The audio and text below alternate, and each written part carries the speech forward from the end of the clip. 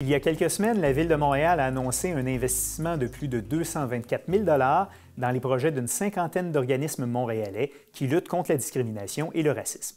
Pour nous parler de cette annonce et des priorités de l'administration municipale en matière de lutte à la discrimination, nous recevons Claudie Monpoint. Elle est conseillère en affaires interculturelles au service, dis-je, de la diversité sociale et des sports de la Ville de Montréal. Madame Monpoint, bonjour.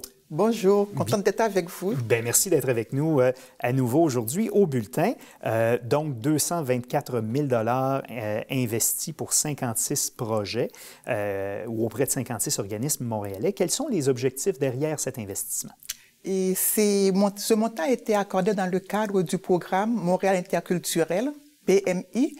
Ce programme a pour objectif de favoriser les relations interculturelles à la ville de Montréal dans une perspective vraiment de lutte contre le racisme et la discrimination. C'est autant pour favoriser les échanges entre les différents groupes à Montréal et aussi pour sensibiliser la population montréalaise à la diversité ethnoculturelle. Et c'est un programme qui existe depuis depuis longtemps? 2003, depuis quand même quelques années. Pas mal de temps. C'est une des mesures parmi les multiples initiatives de la Ville de Montréal pour favoriser les relations interculturelles. Et le dialogue. Et le dialogue entre les différents groupes. Entre les communautés. Pouvez-vous nous donner des exemples de projets qui vont bénéficier de cet investissement?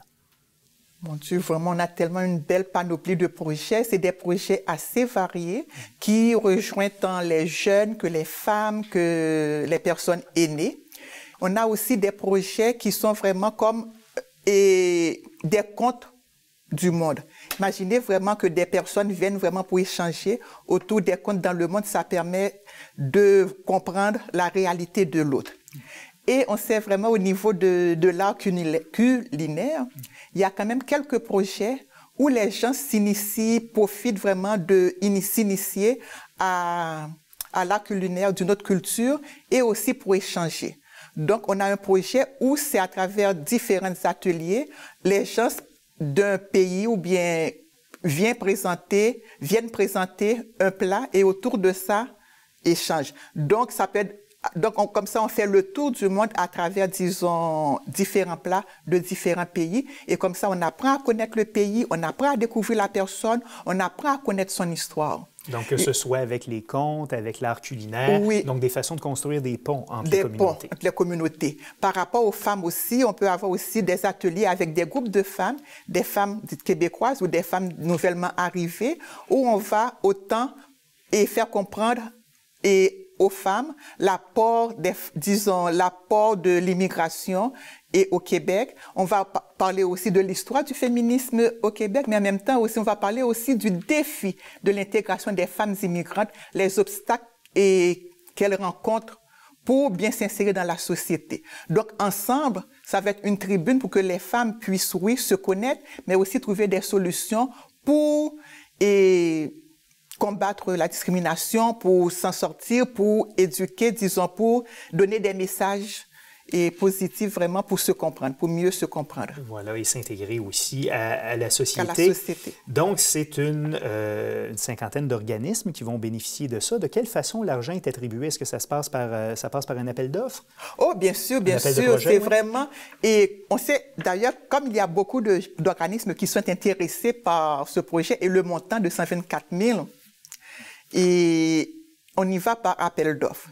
Donc, dès le mois de novembre, il y a un appel d'offres qui est lancé, que ce soit sur le site de la Ville de Montréal, par envoi des organismes des organismes partenaires, pour dire que le programme est présentement, disons, est disponible pour des subventions. Et ce sont des projets qui sont implantés un peu partout sur la Ville de Montréal, sur le territoire de la Ville. C'est un autre critère aussi. On essaie vraiment que les projets soient répartis à travers Montréal. Donc, que ça ne soit pas concentré dans un milieu en particulier, donc que ça soit réparti à travers les arrondissements, que ce soit dans l'Ouest, on parle de Pierrefonds, que Montréal-Nord, que Rivière-des-Prairies, c'est à travers tous les arrondissements de Montréal. Parce qu'il y a de la diversité et il y a malheureusement des problèmes de discrimination et de racisme. Et de racisme, et de la connaissance, et puis de la méconnaissance de l'autre aussi.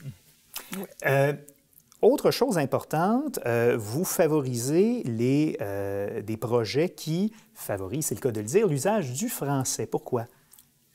Quand on parle de l'usage du français, c'est sûr que la langue française au Québec, c'est, je ne dirais pas un outil, mais c'est important pour favoriser une bonne intégration et surtout une bonne participation à la vie québécoise. C'est dans ce sens-là vraiment que en mettant l'accent sur des activités où tout se parle en français, on donne un atout de plus aux gens pour mieux s'intégrer et pour participer aux activités, à la vie politique et surtout au niveau du marché du travail. Donc parce que c'est essentiel que de connaître la langue française pour s'intégrer à la société, à la vie montréalaise et aussi au milieu du travail, comme vous en faites mention. Oui. Claudie Monpoint, vous êtes conseillère en affaires interculturelles au service de la diversité sociale et des sports de la Ville de Montréal. Merci d'avoir été là. Je vous remercie.